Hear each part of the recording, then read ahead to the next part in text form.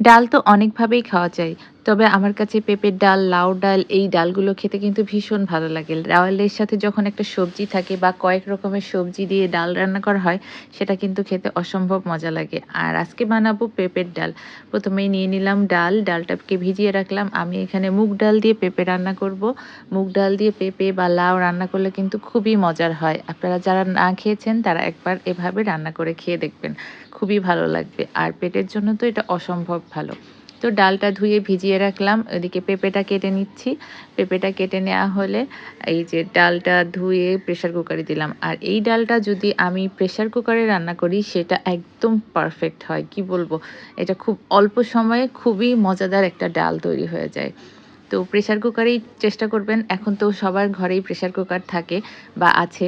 তো আপনারা সেখানে প্রেশার কুকারেই রান্না করবেন। তাহলে ডালটার পারফেক্ট টেস্ট পাবেন। এই যে প্রেশার কুকারে পরিমাণ মতো ডাল আর পানি দিয়ে আমি এখানে পেঁপেটা দিয়ে দিচ্ছি। খুব বেশি পানি দিবেন না, কারণ পেঁপে যেহেতু সবজি এটা থেকে একটু পানি বের হবে। আর এই ডালটা কিন্তু খুব বেশি পাতলা, পাতলা হবে না। আ এক একদম মাখা, মাখা হবে। খুবই ভালো লাগবে খেতে। আর ডালে খুব বেশি মসলা লাগে না। সামান্য লাগে পিঁয়াজ, কাঁচামরিচ, সামান্য একটু রসুন আর একটু হলুদের গুঁড়া। ব্যাস এটুকুই। আর এখন এটা ঢাকনা দিয়ে আর লবণ দিবেন। লবণ তো সবকিছুতেই দিতে হয়। লবণের কথা শুধু আমি ভুলে যাই, বাট দিয়ে দিই। ১ম এ মনে না থাকলে পরে দিই। পরে এই যে প্রেশার কুকারটা চুলার উপর দিয়ে দিলাম। ৩ টা সিটি দিবেন। ৩ টা থেকে বেশি দেয়াই যাবে না। ২ টা সিটি দিলেও অনেকটা হয়ে যায়। তখন নামায়ে আবার একটু কিছুক্ষণ রাখতে হয়। তো আমি ৩ টা সিটি দেওয়ার পরে এটা নামিয়ে নিচ্ছি। দেখেন একদম খুব পারফেক্ট হয়ে গেছে। দেখেন কি সুন্দর!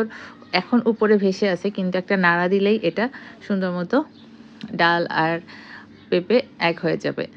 এখনো একটা কাজ বাকি, বলেন তো কি? এখন এটাকে বাগার দিব। আর বাগার দিতে হলে এটাকে রেখে পাশে তারপরে চুলার উপর দিয়ে দিচ্ছি ছোট্ট একটা ফ্রাই প্যান। এই ফ্রাই প্যানে এখন আমি বেশি করে দিব রসুন কুচি। কারণ রসুন খাওয়া স্বাস্থ্যের জন্য ভালো। তাছাড়া বাগারে রসুনটা বেশি দিলে ফ্লেভারটা অনেক সুন্দর হয়। তো রসুন কুচি দিয়ে দিচ্ছি আর দিচ্ছি অল্প পরিমাণে পেঁয়াজ কুচি। আর যেহেতু পেঁয়াজ রসুন আমি আগেই দিয়ে দিয়েছি, তারপরেও এই বাগারটা কিন্তু ফ্লেভারের জন্য দিতে হয়। আর তাছাড়া এখানে তো তেল দেওয়া হয়নি, খাবারে তেলও দিতে হয়। আমি এখানে সরিষার তেলটাই ব্যবহার করছি। আপনারা চাইলে সয়াবিন তেলও দিতে পারেন। যেকোনো তেল দিয়েই বাগার দেওয়া যায়। তো এটাকে এখন আমি ব্রাউন কালার করে ভেজে নিব। অনেকে এখানে আস্ত জিরাও দেন ফোড়নে, কিন্তু আমি এখন ফোড়নে আস্ত জিরা দিব না।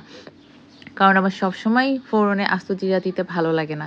তো আমি বেশি করে রসুন দিয়েছি। এটার ফ্লেভার এমনিতেই খুব ভালো হবে। আর ডাল আর হচ্ছে পেঁপে যেভাবে রান্না করি, লাউ আর পেঁপেও সেম এভাবে প্রেশার কুকারে রান্না করে খেয়ে দেখবেন। ২ টাই কিন্তু অসাধারণ মজা হয়। আর মুগ ডাল দেওয়ার চেষ্টা করবেন। খুবই ভালো হয়। মসুরির ডাল দিয়েও করা যায়, সেটাও ভালো লাগে। বাট মুগ ডালের সাথে সবচেয়ে ভালো যায়। এই যে এখন আমি প্রেশার কুকারের ভিতরে এই ফোড়নটা দিয়ে দিলাম ঢেলে। এখন জাস্ট ১ থেকে ১.৫ মিনিট এটা একটু চুলার উপর রেখে নামিয়ে ফেলবো। তারপরেই হয়ে গেল আমার মজাদার পেঁপের ডাল। আর ঠিক সেম প্রসেসে পেঁপের জায়গায় লাউ দিয়ে আপনারা পেঁপের ডাল মানে লাউ ডাল রান্না করে ফেলতে পারবেন। আর এই ডালটা এই যে এখন একটু লবণ কম হয়েছিল দেখে আরেকটু লবণ দিয়ে দিলাম। আর এই ডালটা যারা নতুন মা হয়েছে, বাচ্চাদের ব্রেস্ট ফিডিং করাচ্ছেন তাদের জন্য কিন্তু খুবই উপকারী। আর পেঁপের ডাল, লাউ ডাল মায়েদের জন্য খুবই উপকারী খাবার। আর ডাক্তাররাও এটা সাজেস্ট করেন খেতে। আর শেষে একদম আমি দিয়ে দিচ্ছি ধনিয়া পাতা। এটা আমার পছন্দ তাই দিচ্ছি। আপনাদের যদি ভালো না লাগে না দিতে পারেন। বাট আমার ধনেপাতা সবকিছুতে দিতে ভালো লাগে তাই দিলাম। তো এভাবেই আপনারাও রান্না করে খাবেন। আর পেটের জন্যও খুব ভালো। সবাই সুস্থ থাকবেন, ভালো থাকবেন, আমার সাথেই থাকবেন। আল্লাহ হাফেজ।